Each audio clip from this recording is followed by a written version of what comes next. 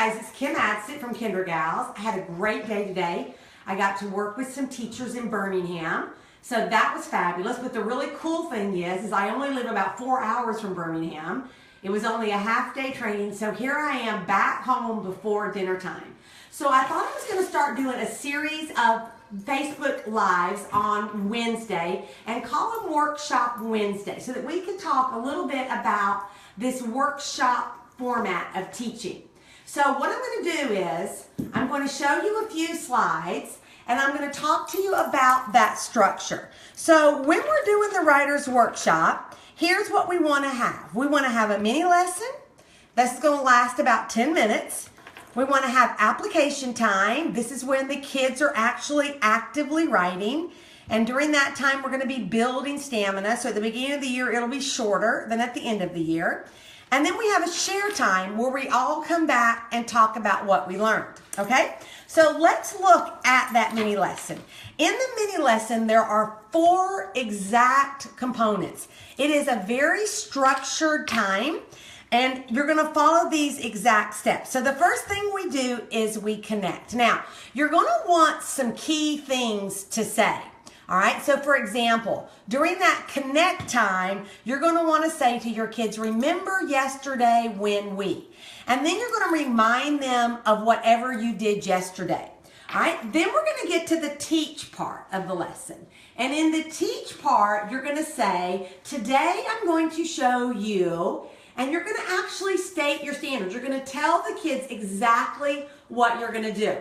And then you model what it looks like when a writer actually does that. So you actually teach. During this time, you're sharing with kids what it would sound like in your head if you were trying to figure this out. After that, right there on the rug, as part of the mini lesson, we have active engagement. And this is when we say to the kids, now let me see you try. So during this part of the lesson, right there in front of you, the kids are going to practice whatever you just taught them. This is a great time to do a formative assessment because what you're doing is you're observing your kids. You're seeing who's getting it, who's not getting it. And you're either writing on Post-it notes or making mental notes of those children that are having a hard time grasping that concept because then you can pull them for individual attention. Then we get to the link part of the lesson. Now, during the link part of the lesson, you're going to say to kids, remember, boys and girls, today and every day, and then you repeat your standard. Now, guys, don't worry if you're like, I can't remember all this stuff she's saying. I'm putting up a blog post tonight that's going to have all this written out for you, okay? All right, so then a big part of your mini lesson is producing anchor charts. Now, what is an anchor chart? Well, there's really 3 key components we want to think of when we do an anchor chart. And here's what they are. The first thing is, anchor charts aren't brainstorming charts. Anchor charts bullet your lessons. You are the one deciding what goes on an anchor chart, not the kids.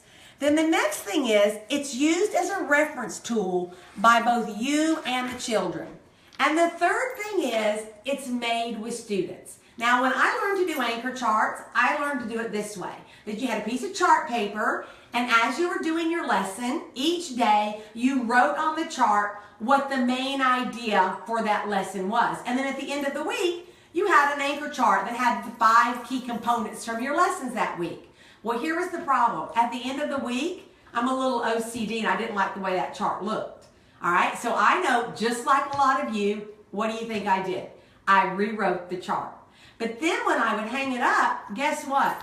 My kids had no idea what that chart was. They had not been actively engaged in the production of that chart at all. So, if you are good with messy handwriting or if you can write neatly from the get-go, then do that and hang your chart up. But for me, I had to come up with a different way to do it. So I made my charts like this. Now, face value, yeah, I know it looks like a poster. But let's don't judge a book by its cover because here's what I do. At the beginning of the week, I just cover all this up with black paper. Then each day, as I introduce the next thing, we would just lower it down. I think a key thing I did was adding the pictures. That really helps the kids know what that anchor chart says. All right, So then after the mini lesson, the kids go to application time. Now during this time, a couple things happen. Kids are working by themselves, they're working with a partner, and then the teacher is pulling small group. So children can either be working by themselves, working with a partner, or working with the teacher. During this time, kids are building stamina. On my blog post, I've got this much more detailed with more examples. I'm just trying to keep it short and sweet here on this FaceTime. Then the last part of the mini lesson is the share time. This is crucial, and it's a part that a lot of people leave out. But this is when you pull the kids back together on the rug. This is the time when you really celebrate the craft of writing. You're building up self-confidence. You're saying you are a writer. You're celebrating. You're having children talk about writing. You're developing that academic vocabulary that good writers use. It is done every single day. This is also the time when you're developing all the speaking and listening standards that tend to get overlooked. Okay, so the last big part about Writer's Workshop is the assessment. Okay, how do you know when they master? Well, what I do is I use a rubric. Okay, so if you look at this rubric right up here, here's what we've got. These first two ideas right up here really deal with the craft of writing, what good writers do. So they actually assess your writing standard. Then if you come down here to these two, number 3 and 4, these deal with your foundational skills. Are they stretching words? Are they using dominant sounds? Are they using letters? Kids can master this part, your actual writing standard, without ever putting a single letter on their paper. And then the last one, share with my friend, that is the speaking and listening part. Now, I got so excited about sharing with you that I forgot to show you a few things. So let me back up just a minute and tell you these. During that application time, what the kids will be using is a writing folder. Now, this is how Megan and I have it organized. We have a tub like this, and we have 3 of them with 1/3 of our class in each tub.